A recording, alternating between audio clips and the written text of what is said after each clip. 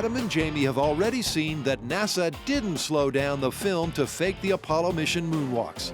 But to conclusively confirm that the footage was shot in 1/6 gravity, they decided they had to experience the real thing. And here at 0G in Florida, they get to do just that. Well, in order for us to do this accurately, we need to be properly weighted. Since 0G is providing us with the moon's gravity, 1/6 Earth's gravity, I need to have the exact amount of equipment weight on me that the original Apollo astronauts had on the moon. And that's about 180 pounds of stuff. And it's uncomfortable. Adam's struggling with the excess baggage. This is unpleasant. Jamie, on the other hand, oh yeah, is keen to display his alpha male status. A status damaged after being forced to join Adam playing dress-ups. I never thought I'd see the day. With the weigh-in complete, it's time for the pre-flight briefing with in-flight info from 0G's Elizabeth Underwood. Elizabeth, now that we're just about to go on, I want to know, how good a simulation of zero gravity is this? It's not a simulation at all. It is the real deal. It's the exact same technique that NASA's been using to train their astronauts for the last 50 years. And it works like this. A series of parabolic arcs will give the passengers the physical sensation of weightlessness. And just for us, the pilot will adjust the angle of the parabola, making the microgravity in the cabin an exact match to the moon's gravitational pull, which just leaves the guys to step up, strap in, take off, and suit up. I look good, right? Good. I look damn good. So right now, I'm loaded up with an extra 180 pounds on my body. In a few minutes, we're gonna actually get to try this out in moon's gravity, and I gotta tell you, I can't wait. This is a heavy suit. Adam doesn't have to wait long because the guides soon have everyone into position for the first pass. And as G-Force 1 gently arcs into its dive, Ah, that feels cool. Adam and Jamie Oh, here it comes. know what it feels like to walk on the moon. Whoa. Wow.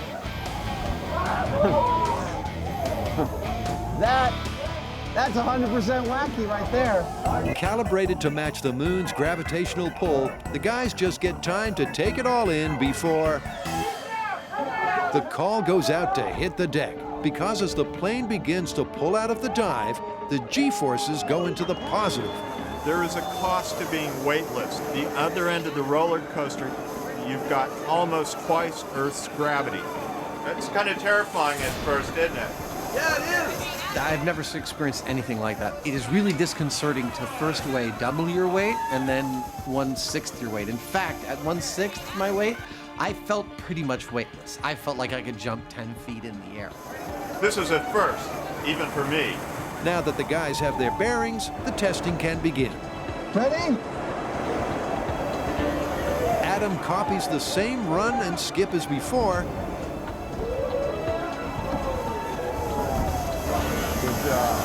This time leaving out the jump because of height restrictions in the cabin.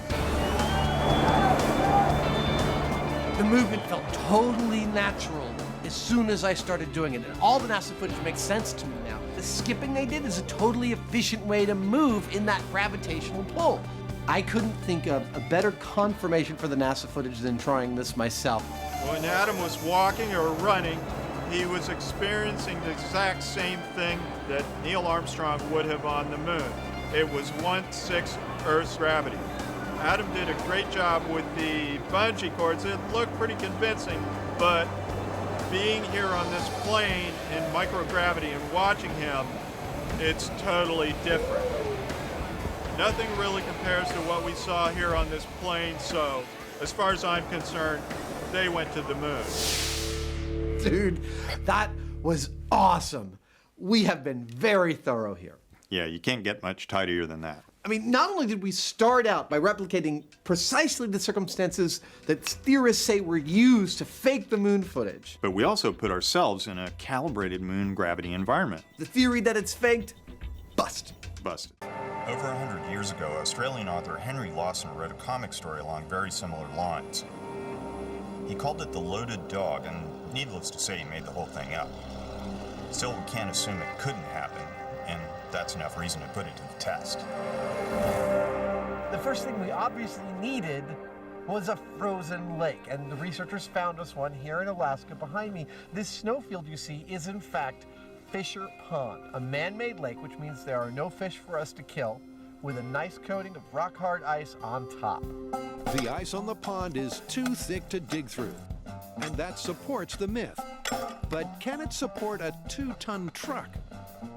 Okay, here we go. Orson Smith and his fancy ice drill should give us a quick answer. Fans of slapstick should appreciate the breakthrough moment. Whoa! That's a hell of a thing.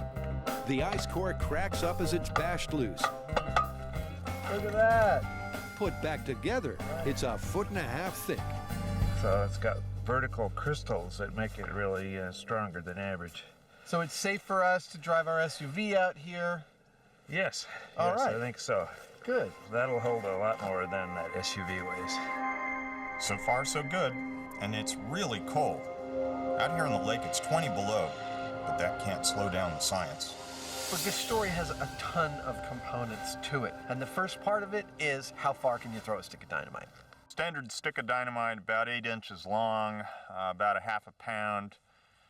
I figure I can throw it about an M5, which is 100 feet. That's how we measure things, Adam and I. Remember, kids, this isn't real dynamite. We would never throw real dynamite, and neither should you. All right, Jimmy.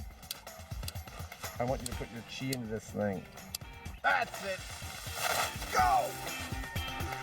Nice! Jamie's toss is up over the 100-foot mark. Now it's Adam's chance to prove he's got the mojo of the throw, Joe. Those look to be about the same. 2 hefty, manly throws with an average distance of... 125 feet. Okay, time to bring out the dog. This is Rudy, a young black Labrador. Puffing, drooling, and full of running, he's a born retriever, making him the perfect candidate to try to cover the distance there and back before the 20-second fuse fizzles out. The myth is about a black lab that retrieves a stick of dynamite. That's what Rudy is. As you can see, he's raring to go. He really wants to retrieve that stick of dynamite. And has no idea what he's signed up for. Now, we've got to get another myth started.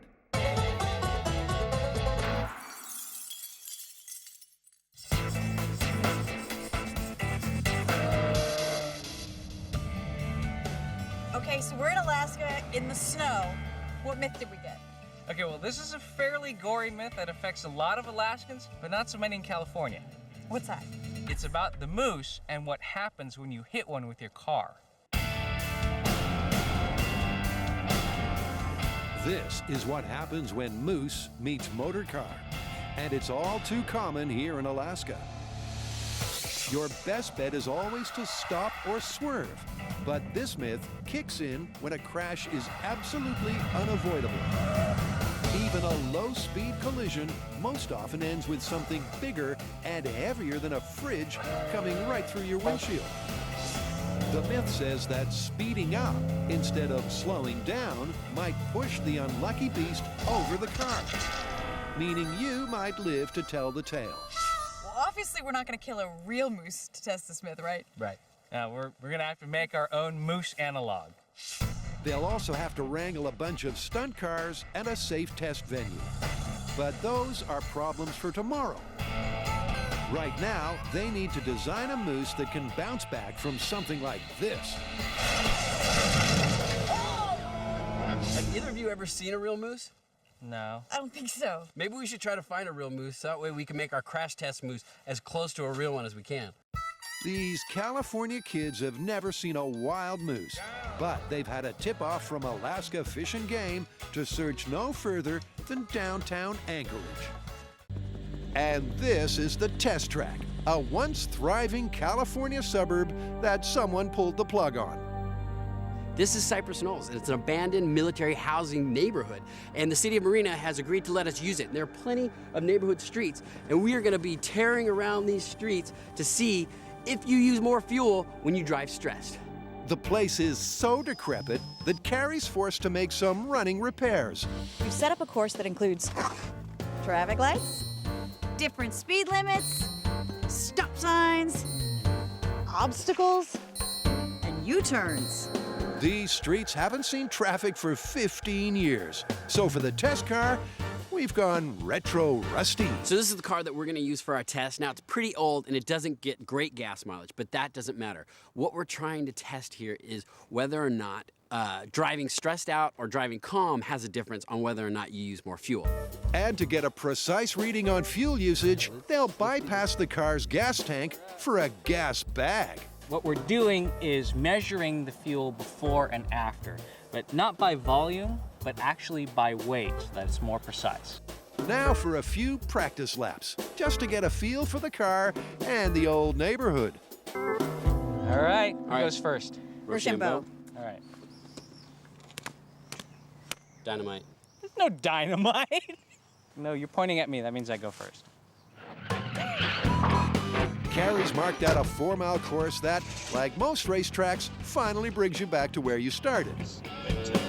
Grant's the first to try a test lap. Approaching playground, on right. On the playground, on right, then turn left. Then Tori tries cruising the cul-de-sacs. It's like a modern-day ghost town. Turn left on Lindsay Street, then arrive at Smashed Computers. All right, looking for smashed computers. Does this GPS sound condescending, or is it just me? Am I the only one that feels this way? Turn right on 4th Avenue. I'm the sole survivor. I'm searching for a lone survivor. Hopefully it's a female so I can start procreating. That's enough of that. Though it might surprise Tori to learn that a rather more wholesome fantasy awaits him just around the corner.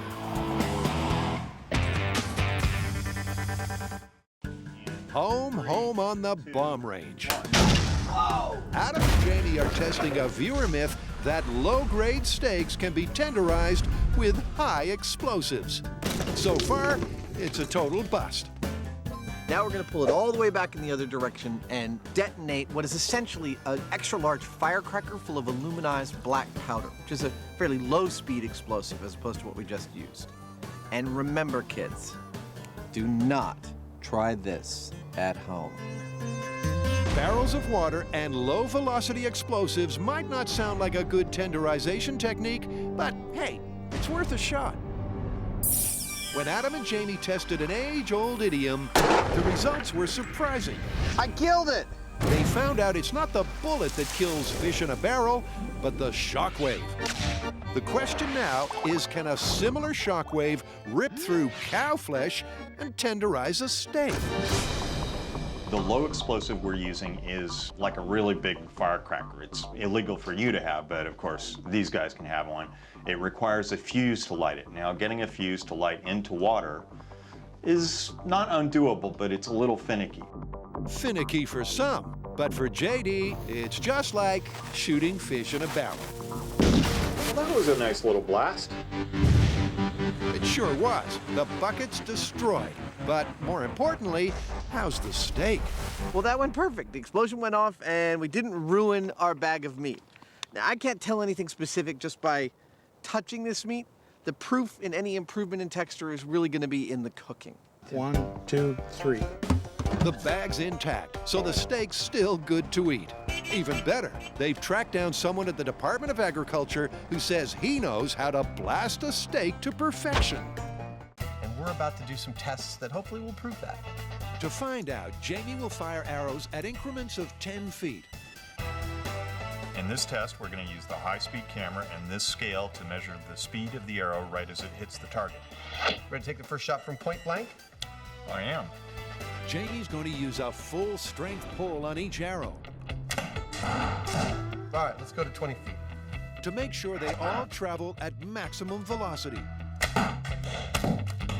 That's it. And 60 feet.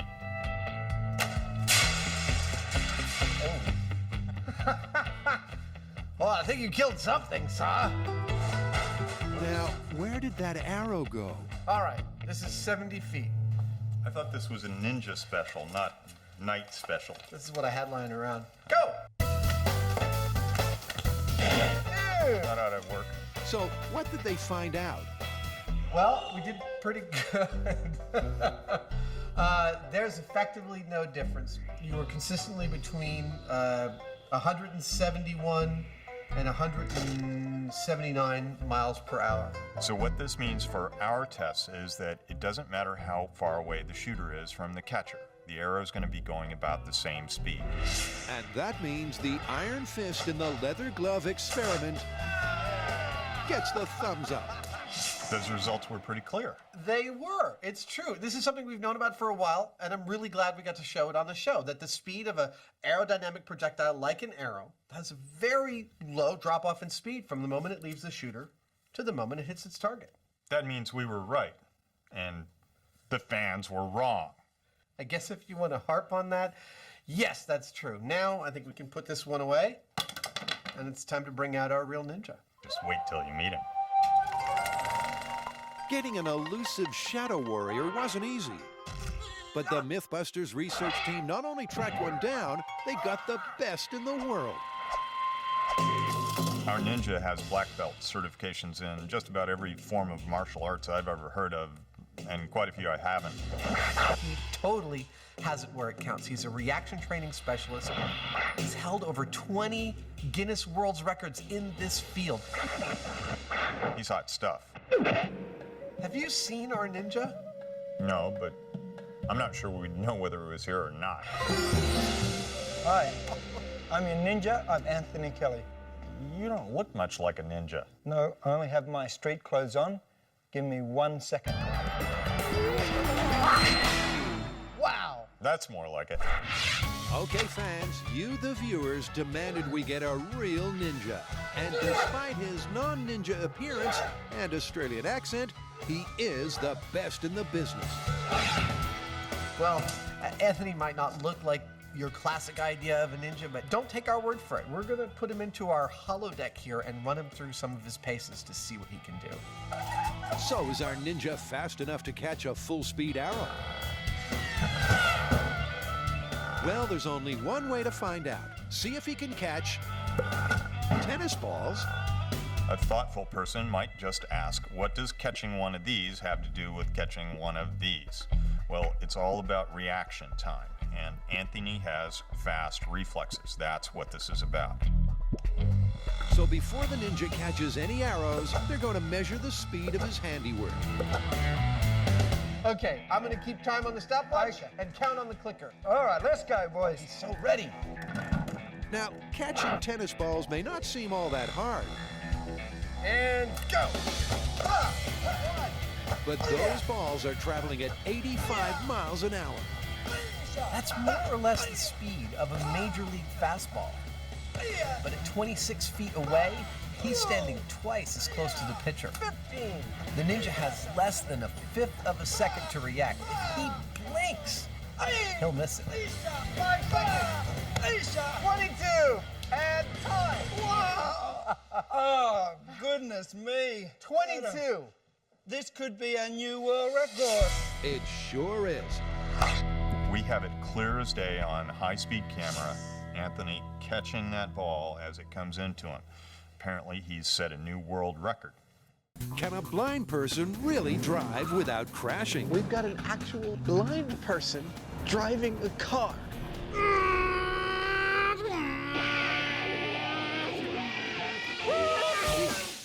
What are you doing? I'm driving blind. Why? Because it's our next myth. Oh, you mean like in The Scent of a Woman?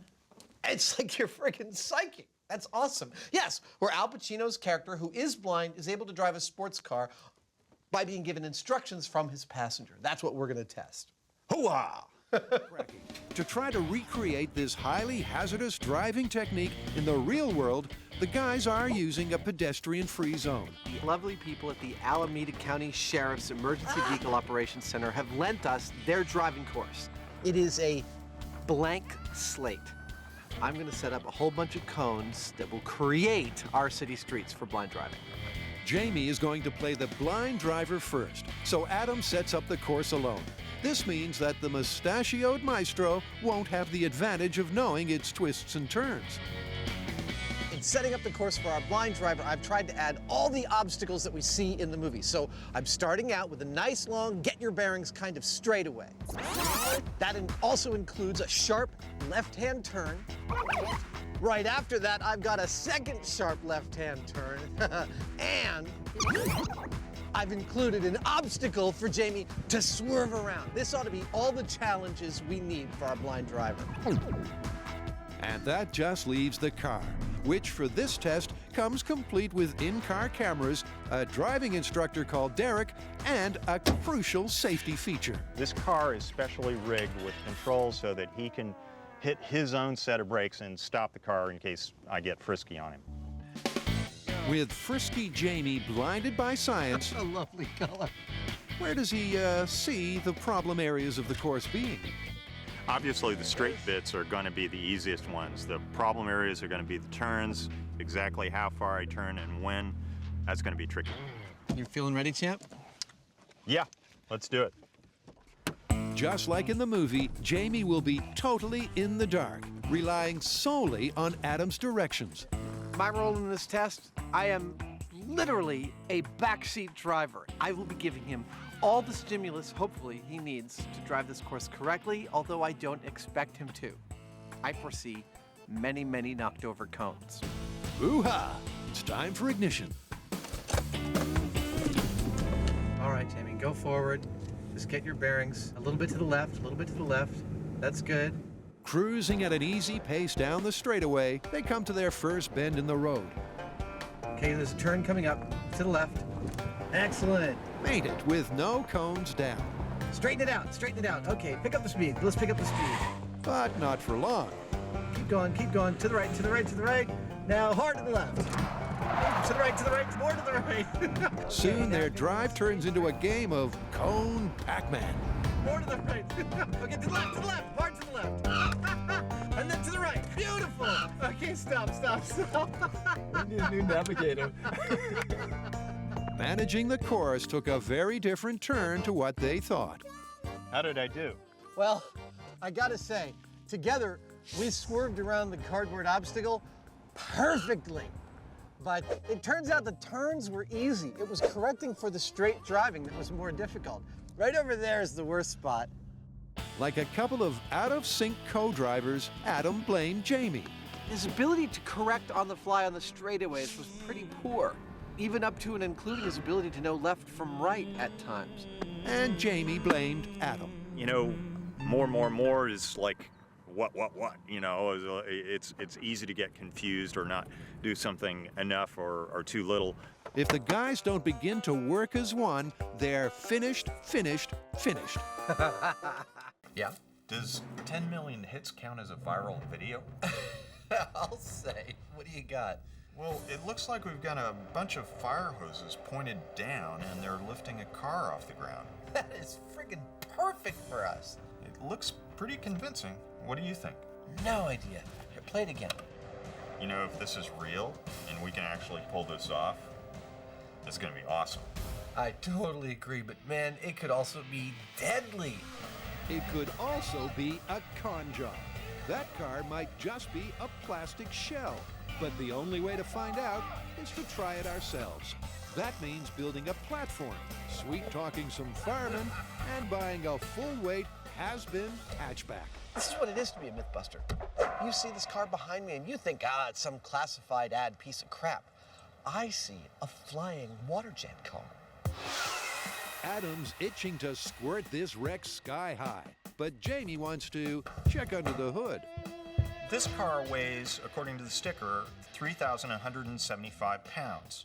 Now that means that each of those hoses has to put out about 320 pounds of thrust. Personally, I don't think so. Jamie decides to start small scale, and he's not afraid to delegate. Okay, well, this is our car. I need you to make me a 1/6 scale version of this on the CNC. Can you do that? Yes, we can do that, definitely. Okay, off you go. Okay.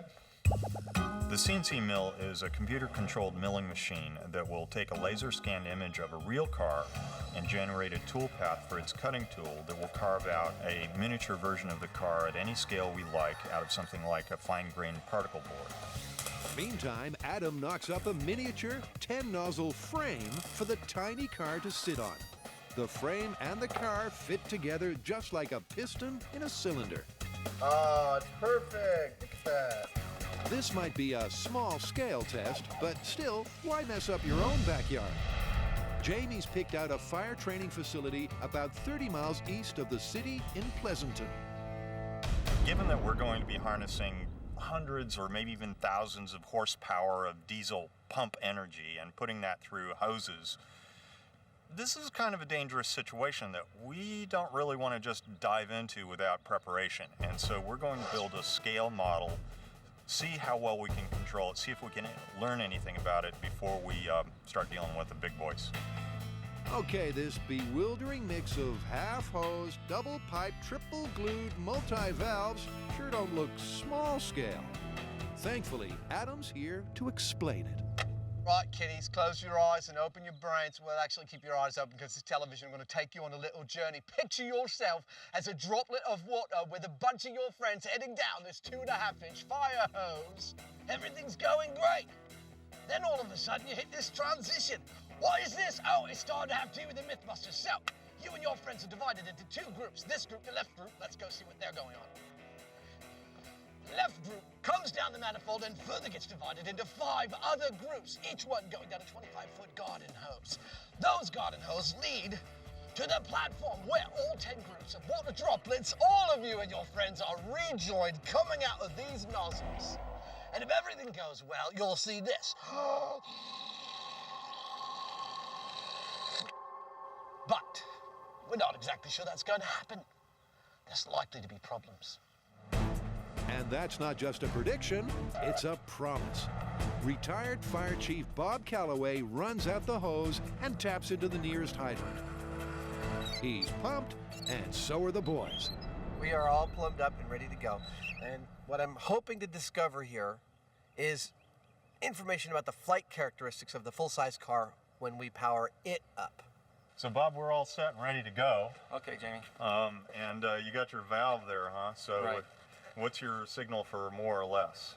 More is this way. Less is like Less that. is this way. Just like a crane, okay. Right. Well, I'm going to stand kind of safely off to the side watching the whole thing, and I'll give you your signal more or less, and we'll just kind of ramp on up. Okay. Remember the high-pitched squealing means shut everything down. They sound like, like that. Will do. Jamie declines a waterproof suit. That's because Adams volunteered to handle the hoses.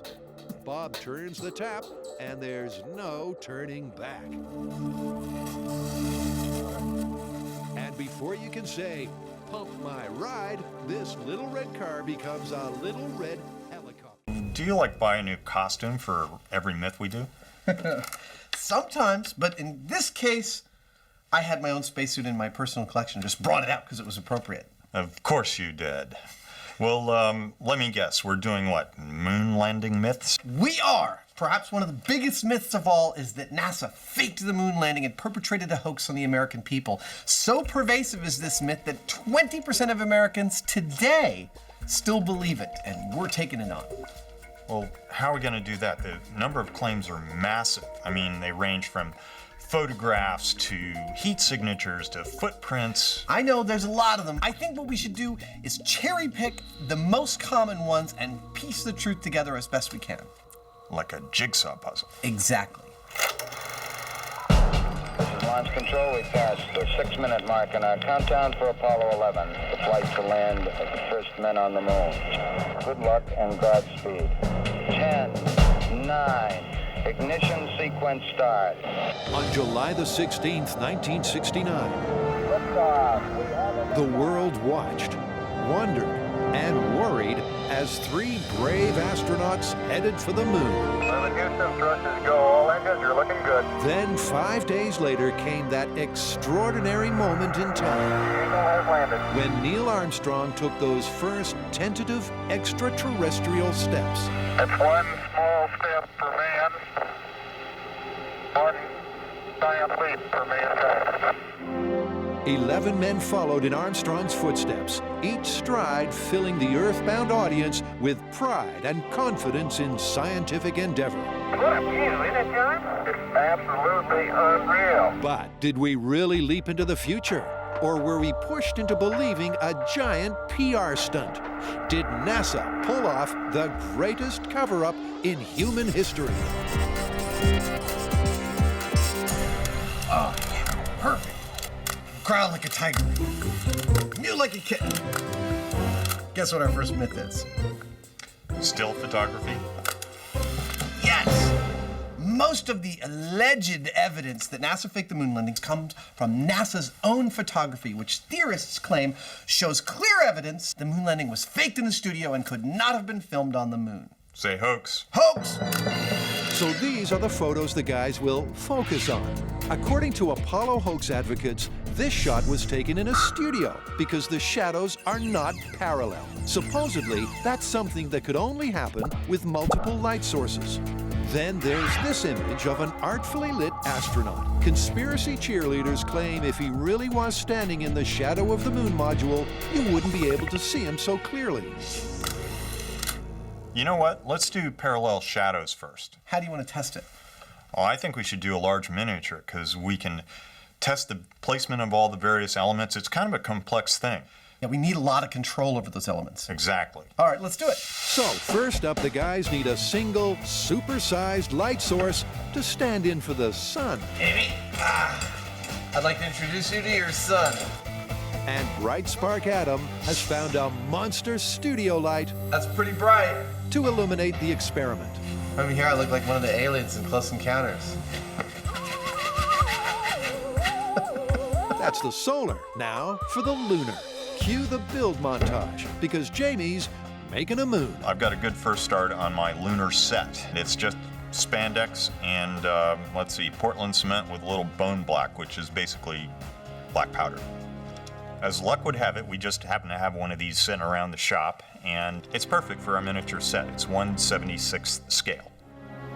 That could not be better. What do you say we turn on the lights and see what our shadows look like? Yeah, let's see the light. Let's turn it around. I'm spinning around. Watch your eyes. What do you think?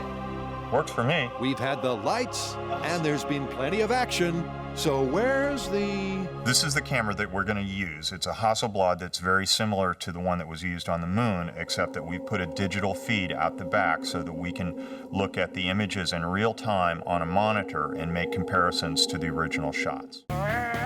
In true MythBusters style, the phone book fable is going to get ramped, ripped,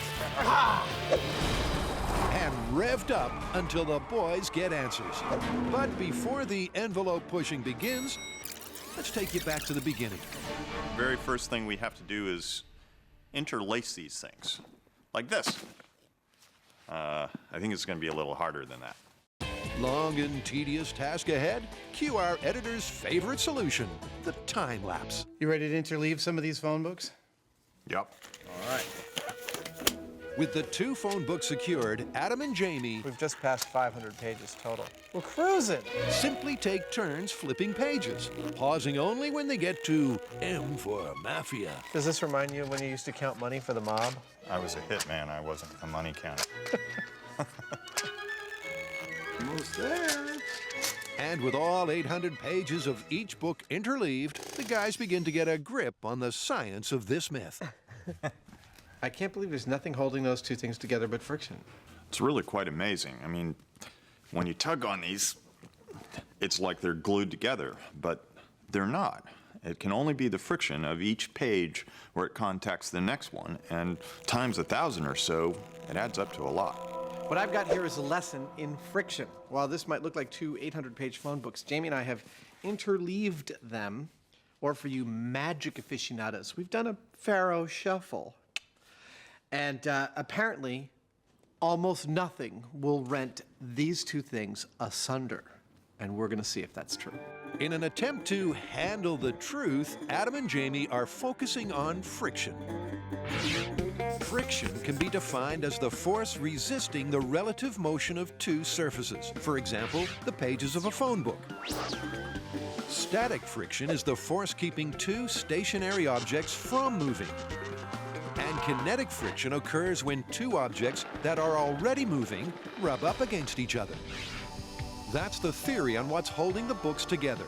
To help pull them apart, the guys rigged two plywood handles along the book's spines. But neither these nor the tape you can see will interfere with the experiment. All right, you want to do some tug of war? Okay. Well, no, Jamie and I are about to have a tug of war. And we are going to try and pull the phone book apart, but of course, I think we're also going to try and pull each other across the shop. And I think it's actually probably a pretty even game. We weigh about the same. Jamie may be a little bit stronger than me, but I fight dirty.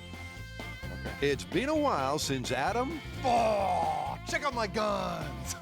and Jamie have gone head-to-head. But it's a grand old MythBusters tradition that underhand tactics... I've still got a couple of tricks up my sleeve. Bending and then breaking the rules are all part of the fun. Until someone loses. But there'll be no cheating here. It's a straight tug of war. A matching of muscle, mano y mano. I'm gonna run out of room here real quick, so. Maybe you won't run out of room so quick. Of course, aside from pride and sensitive egos, what's really on the line is the myth. Will the phone book pages stand up to our macho men? You ready? There we go. First to cross the line loses.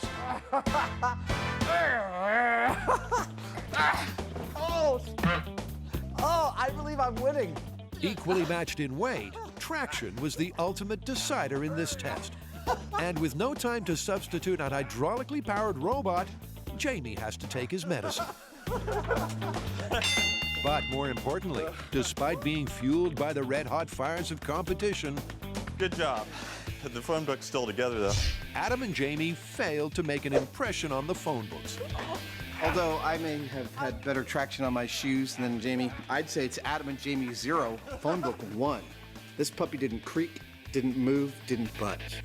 We're gonna need some more help. Before the help arrives, there's time for a little gloating. Dude, this is like a professional wrestling trophy belt, right? I'm gonna wear this around like, check it out, Heineman! Who's the boss now? Stun guns are stunningly effective, but hard to reload. So that's where the mythical water stun gun comes in.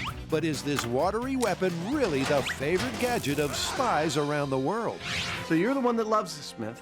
What's your plan? Well, the first thing we need to do is get a commercially available stun gun. And see what we can learn from it. Exactly, and then we'll make a water shooting gun and hook up an electrical source to it and see if we can shock the heck out of somebody. As long as that someone isn't me, I love this plan. And then we'll go from there. Perfect, let's do it. So, first up, they're going to assess the non-water using real deal. And before you can say, don't stun gun me, bro. Wow, I don't like the look of that. that looks like it would hurt. Because it looks so hurtful, Adam's taking no chances. We're obviously no strangers to being shocked on this show. Literally and figuratively. During the production of Baghdad Pattery, Tori got shocked. Scotty got shocked. Oh my God! And I unwittingly got seriously shocked. So with this stun gun, honestly, none of us feel comfortable either getting shot by it or seeing anybody else get shot by it. So, in this case, this dude here is our stand-in target. 3, 2, 1. Dude, that is harsh. I hit him in the face. It turns out that a regular electric stun gun has wires that deliver a massive 50,000 volts through 2 of these barbed spikes. On contact with the bad guy, the volts instantly drop down to 5,000, causing neuromuscular incapacitation. And that simply means... When you get hit by one of these things, you lose all physical control. Your muscles, the nervous system, and everything just go haywire, and you can't deal with it. Here at the MythBusters Electrolysis Clinic, we use the latest techniques to make sure those pesky hairs never come back. So that's what the commercial stun gun can do. It's got a range of 15 feet. It puts out an initial charge of 50,000 volts, which drops to 5,000 volts on contact, causing neuromuscular incapacitation. But can an electrified water stream trump this trilogy? Well, just in time, a delivery's arrived by mail. Water pistols. Can a toy become a weapon? See, the thing here is that in order for the electricity to be communicated to our victim via water, the water stream has to be continuous, i.e. laminar for you engineers out there. So I've got an arm full of all the latest water shooting toys. We're going to shoot them on high-speed camera and see which ones give us the flow we like. First up, Adam sees red. By adding this dye, the water stream should be easier to analyze on the high-speed camera. This is the Heinemann at his most vulnerable, working with red food colouring. His white shirt could be desecrated at any moment. With these spotless scientists still intact, the water pistol testing can begin. Little football coming up. 1, 2, 3. You know, it looks like it's breaking up after just a couple feet or so. And that's something the high speed clearly shows. The moment it's out the barrel, the water breaks up into hundreds of distinct droplets. A 15-foot continuous laminar stream, this ain't. Cue the 2-chamber deluxe edition. I've got high hopes for this one, but we'll see. But that breaks up too. They pull a different pistol, and another, and another. But they all break up, meaning there's no path for any charge to travel through. What's next? It's the last one. It doesn't get any simpler than that. It's just a big tube. Yeah. All right. Let's see what it does. With only one potential pistol to go, it's the Myth's last throw of the dice. All right, I'm ready. Like the others, this fun gun sure is a super soaker. But is it laminar? That is by far the best one we've tried yet. At last, the high speed gives it the thumbs up. A 15-foot totally continuous laminar flow. Now the question is, can we get electricity into this stream? Can we get it to a person? And when we do, is it a reasonable stun gun?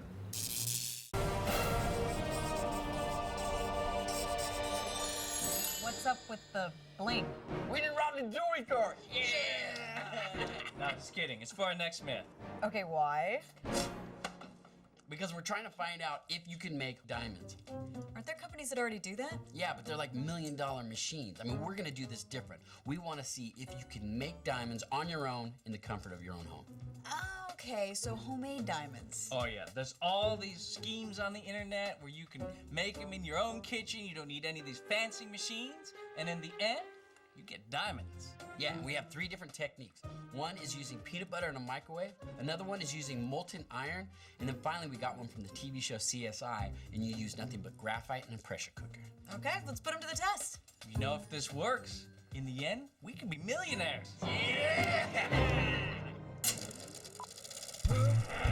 The traditional way of getting your hands on a diamond used to be either mining or marriage. But modern science has brought us synthetic diamonds, created in labs using multi-million-dollar technology. However, according to this myth, you can make your own precious gems, all from the comfort of your own home. Okay, well, there are 3 recipes, so why don't we each take a technique and have a little competition? Okay, well, in that case, let's make it winner takes all. Whoever makes the most diamonds with the greatest value keeps everything. I like a good competition. I'm gonna put my hand up for peanut butter. All right, well, I'll investigate the CSI method. Well, I guess that leaves me with the iron and graphite. But watch out, because I'm gonna blow you away with my bling. Oh, yeah? Well, I guess the proof is in the pudding. Tori's come over all CSI, which is apt, given that this myth will have murder, Dead. double dealing, plenty of shots, and the mother of all climaxes. So, over to Tori. Horatio. You know, my recipe comes from CSI Miami. But before I start making diamonds, I'm gonna have to take a closer look at the evidence. CSI Miami makes it look so easy. According to the crime lab, all you need is pure graphite, a ceramic box, some mysterious chemicals, and a pressure cooker. Then, after 3 days, hey presto. That is this technique. It's like nature, only 1,000,000 times faster. Or is it like science, only 1,000,000 times fabricated? Looks like I'm gonna have to figure out what those mysterious chemicals are. I think I know just the person. For an expert opinion, Tori heads to UC Berkeley to see Dr. Michael Franklock. So if I was gonna do this, what kind of chemicals do you think I should use? Metals like nickel, cobalt, and iron. So I would advise you to start from one of those, and it should be salt in its active form. You still need to add some initial seeds, some small diamonds. So you need a little piece of diamond to start the diamond? If you already start with a little seed, even of poor quality, it can grow then and get bigger. Dr. Franklock's advice has given Tori the competitive edge. And while he's off to gather his CSI supplies, that is the pressure pot.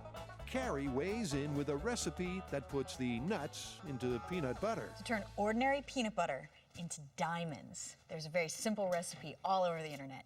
You take 2 charcoal briquettes. You cover them with 4 ounces of peanut butter. Put them in a microwave-safe dish, and then you microwave them for 60 minutes in 10-minute increments.